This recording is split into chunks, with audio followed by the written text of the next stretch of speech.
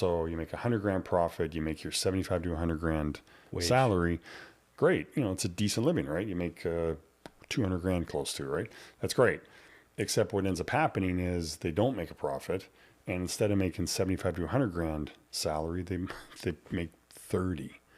And so it's surviving. Yeah. You know, if in their household they're the second income, there's the kiss of death right there actually. If they're the second income in the house, like the non-primary income, it's like more of a kind of hobby thing, then the 30 grand's okay, right? In their mind.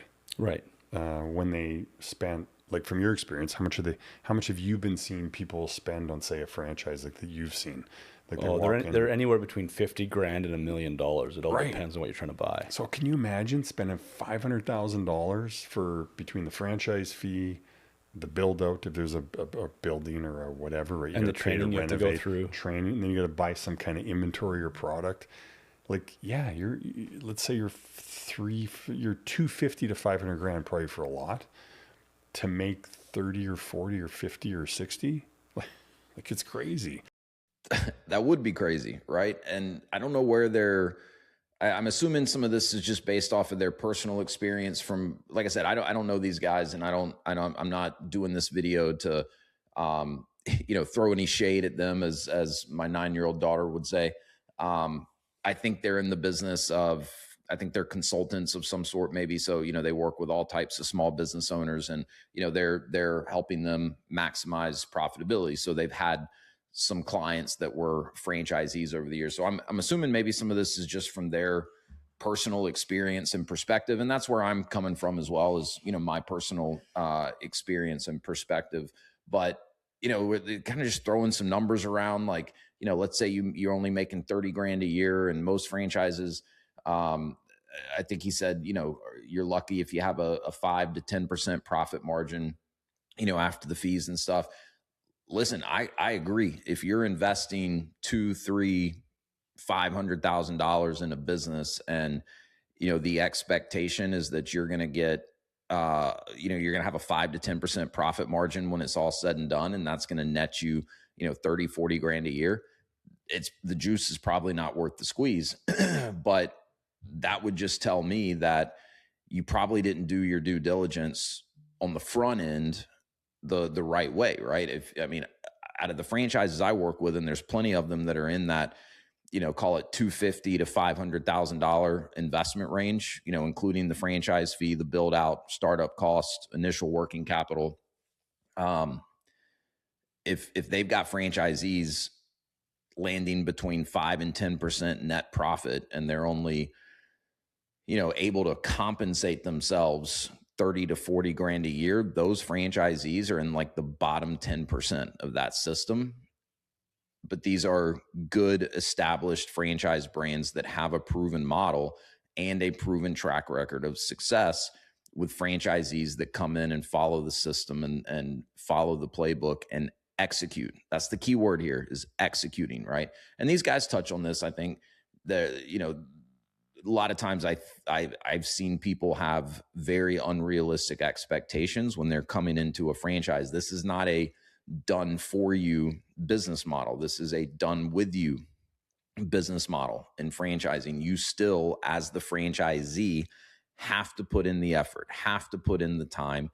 You have to execute in order to get the results. So if you're doing your due diligence the right way, and this is what I coach people through, and if you're looking at good, solid franchise businesses with a track record of success, the type of results that they're talking about and that they're making sound, is kind of widespread across the world of franchising. And these are just kind of the typical results that anyone getting into a franchise is getting.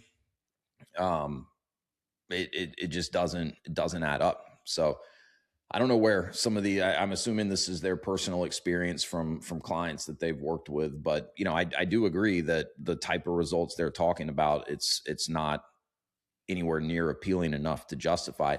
The other thing I'll point out here, is they're talking about startup costs and things like that.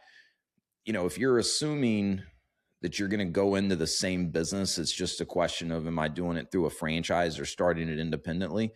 outside of the franchise fee, the expenses are going to look the same, right? If it's a brick and mortar concept, you're still going to have to go find a location and sign a lease. You're still going to have to do a build out. If it's a business that requires inventory, you're still going to have to purchase inventory.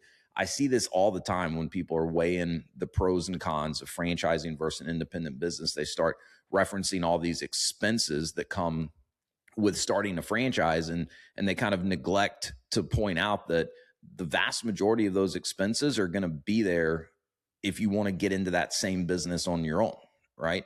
Yes, you have an initial franchise fee that you pay up front in order to become a franchisee. In a good franchise system, there should be enough value clearly exchanged for that franchise fee. It's going to be a protected territory in most cases. That's going to be, initial training and support. If it's like a membership-based model, right? You're getting pre-sales, marketing. They're going to come in and help you prime the market before you even open, with the goal being that you have paying customers, paying members on the day you open your doors for business.